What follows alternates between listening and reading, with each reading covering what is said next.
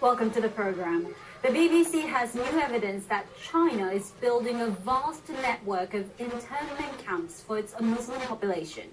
Experts say one facility we've identified could be the biggest detention center in the world. It's thought as many as 1 million Muslim Uyghurs are being held without trial in the western region of Xinjiang. China denies the claims, saying it has a program of vocational training centers needed to combat the threat of terrorism. But the BBC has seen analysis that suggests the number of secure prison-like facilities in the area has more than doubled in the past 2 years. Our China correspondent John Sudworth has this special report. In Xinjiang, displays of police might are everywhere. But there's something here they don't want you to see. Huge fences all around it, look. Behind these blue steel walls in a former school is what China calls a vocational training center. But it looks more like a prison. Nearby, relatives queue up to visit. From above, the grim details can be picked out. Last year, the school had a football pitch. Today, it's covered with what look like accommodation blocks. Watchtowers are visible. On a corner, just outside the camp fence, we stop to speak to a family. What are you guys doing here? Some officials try to stop us filming, but another intervenes. Let them speak, she says. I ask who they're visiting. My dad, he replies. The dad's in there. Why can't we ask some questions? China denies it is detaining Muslims in Xinjiang. In response to the allegations, state TV has been showing classrooms of supposedly grateful adults willingly undergoing re-education. Without this, I might have followed religious extremists, this woman says. But the BBC has seen new, detailed satellite analysis of dozens of suspected camps across Xinjiang. Few of them look much like schools. This giant compound is surrounded by a high wall with 16 watchtowers. We try to approach the site by car. Look at this. Only to discover that it's being expanded on a massive scale. It's like a city. Then the police block our way. If this really is all about education, then why the effort to stop us getting close? Impressive thing is The satellite analysts show us a more recent image. It's clear how much the site has grown. everything double.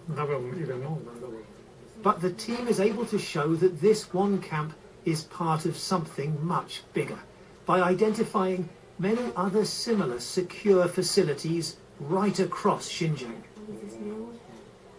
Plotting their growth over time shows just how fast they're being built. Satellites see beyond what the human eye can see. As the years pass, we have detected that the number of infrastructures being built increases, and most significantly in the past 2 years.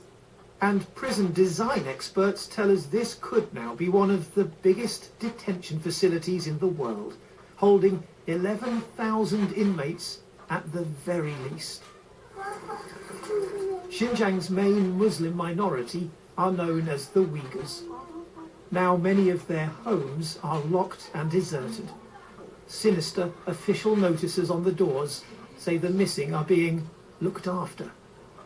Re-education, vocational training, to use China's euphemisms, suggests something limited and temporary. But our evidence shows that the camps and prisons being used for that purpose are large-scale and seemingly permanent. The big question then is, where does all of this end? And the history of mass incarcerations, of course, offers some pretty ominous precedents. From a vegetable field to another one of China's new schools in less than 6 months. complete with watchtowers. We try to film one of them.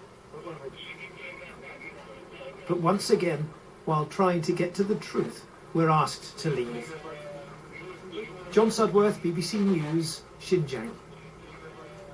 Well, earlier I spoke to John and asked him for more on China's reaction. Well, China says it is facing the real threat of terrorism in Xinjiang, Mariko. There have, of course, been a number of violent attacks. Its answer is this program of re-education, to use its phrase, this anti-extremism training, which, as you saw in my report, China appears to suggest that Muslims are signing up for willingly. But of course our evidence suggests a very different reality. And you know, take that large site at Dabanchang, the big site we tried to visit there. Locals in that town described that facility as a re-education centre, essentially as a school. But you have to ask, of course, what kind of school needs 16 watchtowers? And what do we know about what takes place inside those facilities?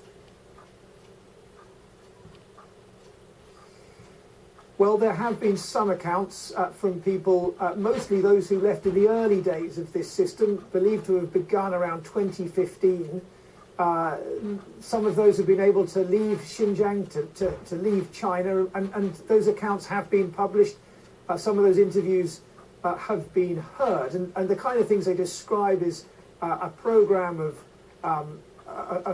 pretty harsh physical regime, often cruelty and violence are alleged, and the coursework, if you like, again to use China's phrase, consists of rote learning of China's anti-extremism laws and things like the singing of patriotic songs. If that all sounds like brainwashing, well, some people would say that's exactly what it is. What's extraordinary, I think, is that even the sort of mildest of dissent in Xinjiang today, even the most moderate of Islamic practice is enough, it seems, to get you swept up into one of these camps.